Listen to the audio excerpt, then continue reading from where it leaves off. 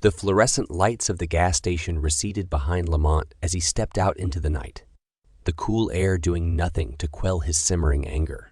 He sensed Reynolds shadowing him, even before the heavy footsteps crunched onto the gravel behind him.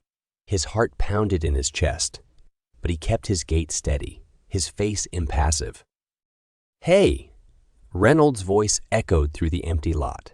Lamont paused, turning slowly to face him. The cop's eyes gleamed in the low light, his expression predatory. "I need to see your ID," Reynolds demanded, his voice slicing through the quiet night like a blade. Lamont's fingers tightened around the lottery tickets. "Fuck. You want to see my ID for?" Lamont replied, his voice firm. The tension in the air thickened. A cat slinking through the lot froze, its eyes glinting with wary anticipation. "You're resisting my orders. Show me your ID," Reynolds growled, his hand hovering near his holster. Lamont held his gaze, his voice steady as he retorted.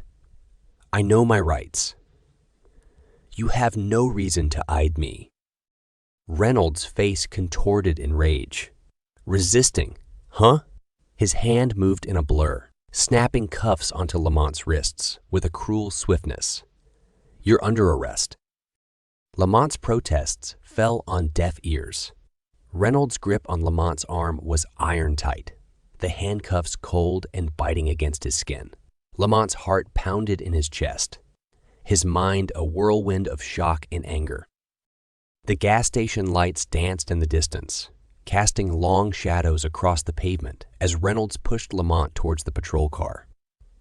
The crunch of gravel underfoot seemed louder in the still night, the only soundtrack to Lamont's disbelief and the unfolding injustice. Lamont's pleas for reason were drowned out by the echo of the car door slamming shut, the chilling click of the lock sounding like a gavel of judgment. As the police car pulled away, the dropped lottery tickets lay crumpled on the gas station lot, a chilling premonition of the trials to come. As the police car pulled away from the gas station, Lamont could see a small crowd gathered under the fluorescent lights, their faces a blend of shock and anger. He caught sight of the cashier from the corner of his eye, her hand covering her mouth, her eyes wide with disbelief. A man, clutching a six-pack of beer, raised a fist in silent solidarity. The patrol car was a cage on wheels, the cloying smell of synthetic upholstery filling the cramped space. Lamont sat rigidly in the back seat, his hands painfully cuffed behind him. The lights from passing cars painted his face in alternating stripes of light and shadow. In the front seat, Reynolds drove in silence, his profile illuminated by the eerie glow of the dashboard. Every so often, his eyes would flicker to the rearview mirror, meeting Lamont's steely gaze. Lamont's mind was a storm of anger and disbelief, each tick of the clock stretching out into a painful eternity. The faint hum of the radio and the drone of the engine were the only sounds punctuating the heavy silence.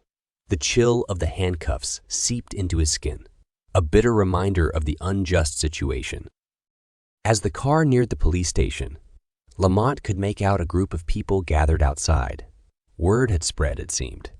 His heart clenched at the sight of familiar faces, their eyes filled with concern and outrage. "Free Lamont!"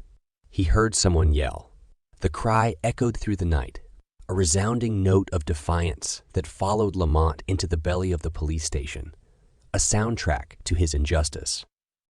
It was a symphony of rebellion, a quiet outcry against the injustices that hung over their community like a dark cloud. The harmonies of their collective voices followed Lamont into the station, the echo of their protest lingering in the air, a testament to the unity found in the face of adversity. The sterile, buzzing lights of the police station were a stark contrast to the dimly lit streets outside. Lamont was ushered into the linoleum, floored building, the echoes of his own footsteps swallowed by the hollow space. Officer Reynolds had a grim look of satisfaction on his face as he led Lamont to the booking desk. The officer behind the desk, a stern woman with her hair pulled back in a tight bun, barely looked up from her computer as she began the intake process. Fingerprinting, mug shots, Documentation. Each process was a sharp stab of reality, a reminder of his new, unwilling status. Lamont's eyes met the cold lens of the booking camera, his glare steady as the flash imprinted his image onto the system. With his personal belongings confiscated and locked away in a plastic bag, Lamont was then led to a crowded cell known as the bullpen, the holding cell for those awaiting their fate. The metallic clang of the heavy door echoed around the stark, confined space, bouncing off the bare walls. The scent of sweat, fear, and the nauseating tang of bleach was stifling, clinging to his senses as he navigated his way through the crowded area. A dozen or so men occupied the room, scattered around the cell in clusters. Some leaned against the cold, hard walls, while others sat on the narrow metal benches running along the perimeter of the room. Conversations hushed as Lamont entered, a dozen pairs of eyes studying the newcomer. One man, a large burly figure with a scar running down his cheek, broke the silence, his gruff voice echoing through the pen. "Fresh meat, eh?" His words were met with a scattering of muffled laughter, the predatory undertone chilling Lamont's blood.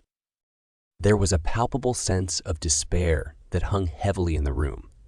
It seeped from the stained walls, settled onto the cold, unforgiving floor, and lay thick in the air, making it difficult to breathe.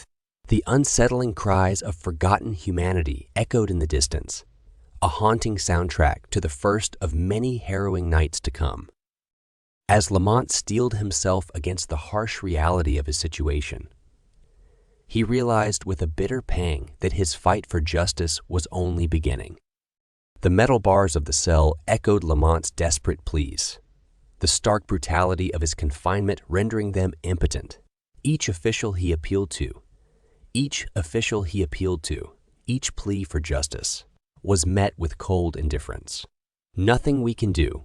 It's the holiday weekend," was the hollow mantra repeated by the turnkeys and distant voices over intercoms. His protests crashed against the system, breaking like waves against a steadfast cliff.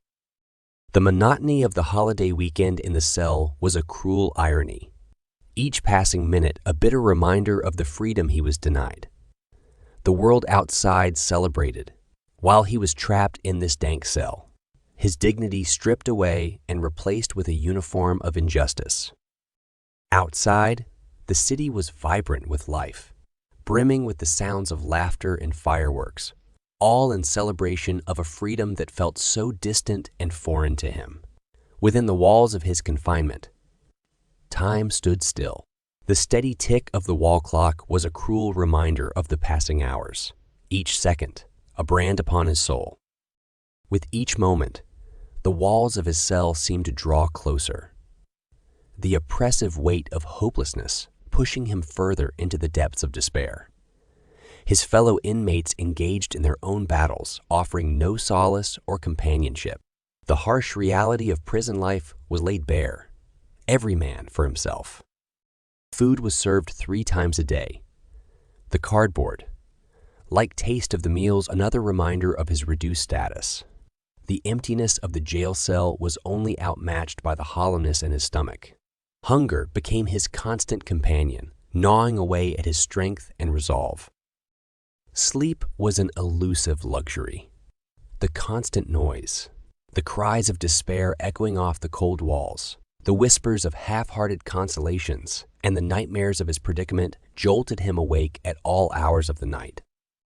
As the long weekend slowly dragged on, Lamont found himself alone in his cell, his thoughts turning inwards. His mind grappled with the harsh reality of his situation, the gross injustice of it all. Anger and frustration bubbled within him, a simmering pot of resistance against the system that had failed him. He clung to his truth like a lifeline, hoping that when the holiday was over, someone would listen, someone would help.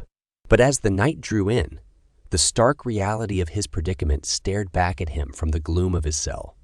He was alone, a prisoner of circumstance, locked away in a system designed to ignore him.